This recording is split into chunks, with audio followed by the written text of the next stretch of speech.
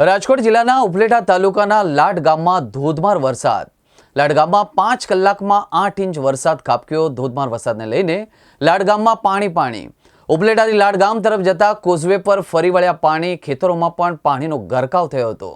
રાત્રે 12 વાગ્યાથી અવિરત વરસાદ ચાલુ થયેલ છે, જેમાં સવારે 7 વાગ્યા સુધીમાં 8 ઇંચ જેટલો વરસાદ વરસી ગયો છે અને હાલમાં અવિરત વરસાદ ચાલુ છે. ગામની ફરતે જોઈએ તો જળબંબાકાર જેવી પરિસ્થિતિ સર્જાણી છે, તેમજ અમારા લાડ ગામે વાહન વ્યવહાર પણ બંધ છે, જેમાં અહીંયા જ વહેલી સવારથી લઈ વિદ્યાર્થીઓ તેમજ મુસાફરો લગભગ 30થી 40 જેટલા લાડ ગામે રોકાયેલા છે, તેમજ એસટી બસ પણ રોકાયેલી છે, અન્ય પ્રાઇવેટ વાહનો પણ રોકાયેલા છે. એટલે બહારથી જે વાડી વિસ્તારમાં મજૂરો છે તે પણ અત્યારે વાડી વિસ્તારમાં જ રોકાયેલા છે અને તેમને પણ સેફ જગ્યાએ રાખેલા છે.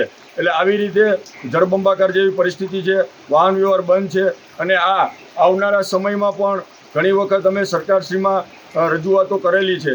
એટલે જો આવી રીતે કોઈ વાહન વ્યવસ્થા ચાલુ થાય જલ્દીમાં જલ્દી, બસ એ જ અમારી માગણી છે. એ જ વસ્તુ તેમજ વાવણી લાયક વરસાદ પણ થયો છે, તો ખેડૂમાં ખુશીનો માહોલ પણ જોવા મળે છે અને 8થી 10 ઇંચ જેવો વરસાદ પડી ગયેલ છે. બસ એ જ વસ્તુ.